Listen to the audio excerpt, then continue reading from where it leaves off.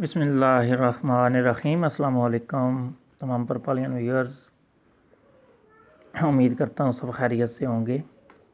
तो 2 दिन तकरीबन मैं कोई वीडियो नहीं अपलोड कर सका, ना ही कोई बात हो सकी, क्योंकि मेरी तबीयत और सेहत थोड़ी हेल्थ जो है वो इतनी अच्छी ना थी।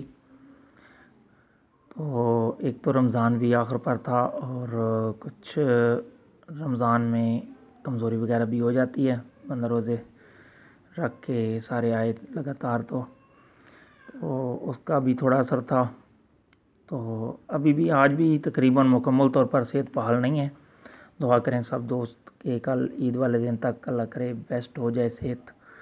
तो अल्लाह पाक की ज़ात सब पर मेहरबानी करे, शफ़क़त करे, सबको सेहत दे।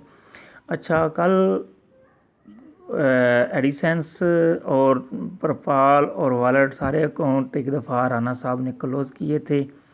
आप में से अक्सर लोगों ने चेक किया होगा, कुछ लोगों ने तो चेक ही नहीं किया होगा लॉगिन करके।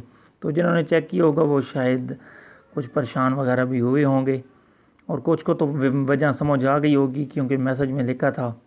क्योंकि कुछ नेगेटिव लोग थे जो यानी कि एडिसेंस पे खुश थे, कहते थे डायरेक्टर वगैरह के एडिसेंस चलाएं। तो दोस्तों, एडिसेंस जो है वो एक MLM सिस्टम था, उसका मुस्तकबिल क्लोज़ ही होना था। जितना उसमें ज़्यादा बिज़नेस बढ़ जाता इतना मसाइल ज़्यादा बनते, क्योंकि MLM सिस्टम में अब एडिसेंस में ये था कि अभी इन्वेस्ट करो तो पॉइंट जनरेट होना शुरू, पहले दिन ही यानी कि कुछ मिल जाता था हम लोगों को, बोनस वगैरह, और प्रोमो आया होता था जब तो इन्वेस्ट करते थे तो एक्स्ट्रा यानी कि क्रिएट हो जाता था। तो ट्रांजैक्शन यानी कि बिल्कुल यानी कि नो टाइम वेस्ट था और जल्दी जल्दी हो रही थी और पॉइंट क्रिएट होते जा रहे थे। तो आखिर न्यू यूज़र आ रहे थे, तो नए यूज़र जो आ रहे थे वो अभी इतने ज़्यादा राना साहब ने नए यूज़र एक्सेप्ट किए, उन्होंने सिस्टम को जल्दी से क्लोज़ कर दिया, न्यू साइन अप भी। तो इसमें भी उनकी एक पॉलिसी थी, उनकी एक हिकमत थी। उन्होंने एक इसमें अपना नज़रिया बनाया हुआ था कि मैं सिस्टम को एडिसेंस के अंदर 10 अरब तक या 10 से 25 अरब के दरमियान क्लोज़ कर लूँगा को। तो जैसे ही उनका ये टारगेट पूरा हुआ, बल्कि इस टारगेट से भी काम ऊपर ही चला गया था। तो सीनियर हजरात तो जानते हैं कि काम कहाँ तक पहुँच चुका था। तो यानी कि ये भी सुनने में आया है कि लगभग 35 अरब तक एडिसेंस की इन्वेस्टमेंट पॉइंट क्रिएशन पहुँच गई थी। तो वो सारी पेमेंट जो थी उसमें से अक्सर वो तो यूँ समझें कि उधार पे भी काम चल रहा था कि पॉइंट लिए और दिए, और इस तरह से तो उस सिस्टम ने तो क्लोज़ ही होना था एक दिन आखिर। वो सिस्टम नहीं चल सकता था क्योंकि उसमें मार्केटिंग डाउन लाइन से होती थी, और डाउन लाइनर कब तक उसको मैनेज करता, और जितने ज़्यादा यूज़र होते जाते इतना ज़्यादा पॉइंट होता जाता। तो इतना ऊपर से प्रॉफिट जनरेट करना मुश्किल होता है लगातार। कुछ अर्सा तो हो सकता है लेकिन लगातार कंटिन्यूस। तो मुस्तकबिल इसका नेक्साल्ट था। तो नेक्साल्ट वॉलेट के अंदर था, उसको हम लोग अक्सर लोग जानते ही नहीं थे जो पॉइंट्स की सेल परचेज़ करते थे। तो ये भी सीनियर्स जो डायरेक्टर्स और मैनेजर्स थे वो लोग यूज़र्स को, न्यू यूज़र्स को सही तरह गाइडलाइन नहीं कर पाते थे। कुछ मैनेजर्स को भी नहीं पता था कि आने वाले वक्त में नेक्साल्ट क्या होगा। तो बरकफ दिसंबर तक तो यूँ समझें कि राना साहब भी आते थे लाइव, तो कभी कभी नेक्साल्ट का जिक्र करते थे कि नेक्साल्ट ख़रीद के रख लो, नेक्साल्ट ख़रीद के रख लो। तो हम लोगों ने उस वक्त छोटी छोटी ट्रेडिंग शुरू की, क्योंकि हम भी नहीं जानते थे कि नेक्साल्ट का मुस्तकबिल क्या होगा। तो अभी कंपनी का यानी कि ये जनवरी में हमें सारी चीज़ क्लियर हो गई कि कंपनी का जो फ्यूचर है वो नेक्साल्ट है। अगर नेक्साल्ट पावर पकड़ेगा तो हमें प्रॉफिट भी बहुत मिलेगा, नेक्साल्ट महंगा बिकेगा। अगर नहीं मिलेगा, इसकी ताकत नहीं बनेगी, जब तक बन तो जाएगी इंशाल्लाह, क्योंकि आने वाला वक्त आपको पता है क्रिप्टो का है। ठीक है, हर मुल्क अपनी अपनी क्रिप्टो जो है एक उसमें मुकाबला कम्पीट चल रहा है। तो हर मुल्क उसमें कम्पीट कर रहा है कि आने वाले वक्त में कैसे जाएगा, किधर जाएगा। तो अब मसला ये क्रिएट हुआ कि कॉइन कैप मार्केट में इसका रेट अच्छा खासा चल रहा था। तो उस रेट में थोड़ा तफावत आ गया जब हम लोगों ने ओल्ड बैलेंस को इधर कन्वर्ट होते देखा तो उसका रेट काफ़ी अप था। तो जब फिर दोबारा ट्रेड पैक की आई 5-4 दिन गुजरे तो उसका रेट थोड़ा लो हो गया। तो ये थोड़ा मसला इसलिए आया कि अभी इसको सही स्टेबल करने में अभी राना साहब ख़ुद भी बता रहे थे आपको कि मैं वन मैन आर्मी काम कर रहा हूँ। अभी मेरे साथ कोई सीनियर डायरेक्टर और डायरेक्टर मैंने उसको फिनंशियली अपनी एड के लिए नहीं रखा होगा, क्योंकि फिनंशियली स्टेबल करना है तो उनको कंट्रोल खुद ही करना पड़ेगा, क्योंकि उनके साथ वो बता रहे थे कि पहले काफ़ी धोखे हुए हैं। तो चलो ठीक है, वो उनका मसला है, उनको ठीक है। वो बरकफ इंशाल्लाह नेक्स्ट जो है जिस तरह से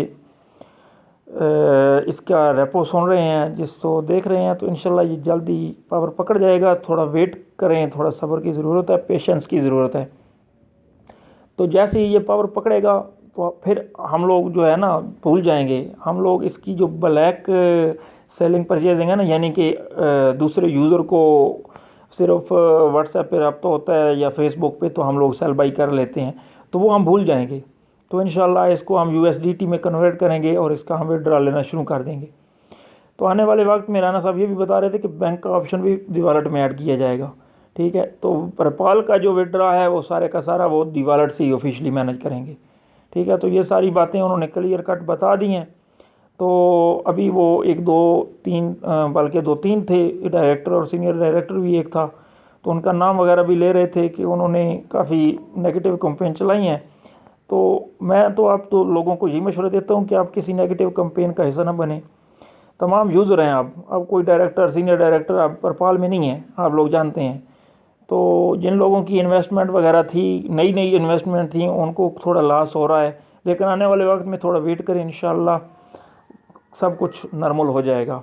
ठीक है, अगर फ़र्ज़ करें थोड़ा टाइम ज़्यादा लगता है तो अभी आप लोगों को स्किलफुली काम करना है। ठीक है, कभी ट्रेडिंग पे ध्यान दो, ट्रेडिंग में काम बन जाएगा। कभी जो है स्टेकिंग कर लो, वो काम बन जाएगा। अब मास्टर नोड ऑन हुआ है, तो जिनके पास 10,000 से ऊपर रिजल्ट हैं वो अपना मास्टर नोड बाई कर सकते हैं। तरीका कल वीडियो में बता दिया गया था आपको, तो मैंने वीडियो तो चेक की थी शाम को, लेकिन उस वक़्त मेरी तबीयत थोड़ी नॉर्मल न थी, सेहत नॉर्मल न थी, तो मैं कोई उसके बारे में ना कर सका। तो अगर आप चाहें तो मैं आपको थोड़ा उसका वीडियो बता देता हूँ, तो चेक कर लेना उसकी भी डिटेल। वो भी सेम प्रोसेस है, सेटिंग जैसे आप सिलेक्ट करते हैं उसमें आपने उस चीज़ को सिलेक्ट कर लेना है, मास्टर नोड को। ठीक है, तो मास्टर नोड आप जैसे ही सिलेक्ट कर लेंगे तो आप आगे से अपनी बना लेंगे उसमें पिन। तो आपका काम जो है उसमें सिंपल सादा है, कोई उसमें मसला नहीं है। आपका 10,000 का एक मास्टर नोड है, उसकी लिमिट है, ड्यूरेशन है 1 साल, 2 साल, 3 साल। तो राना साहब 3 साल वाला बेस्ट करार दे रहे थे कि 3 साल वाला बाई करें तो ज़्यादा बेस्ट रहेगा, उसमें ज़्यादा प्रॉफिट आने के चांसेस हैं।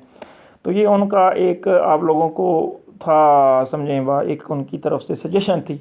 ठीक है, ये लाजमी नहीं है कि आने वाले वक्त में ऐसा ही हो, 1-2 में भी अच्छा प्रॉफिट क्रिएट होगा। ठीक है, तो ये बार आप सजेशन होती हैं वो थोड़ी बहुत बता देते हैं, तो चलो ठीक है, बेस्ट है, ये आप चेक कर सकते हैं। ये भी स्टैक पैक आपके सामने ओपन है, इसमें 10,000 इसकी आपने अमाउंट जो है मिनिमम इन्वेस्टमेंट है, तो इसकी फ़ीस वगैरह भी काफ़ी है, 1 टाइम सेटअप फ़ीस भी होगी।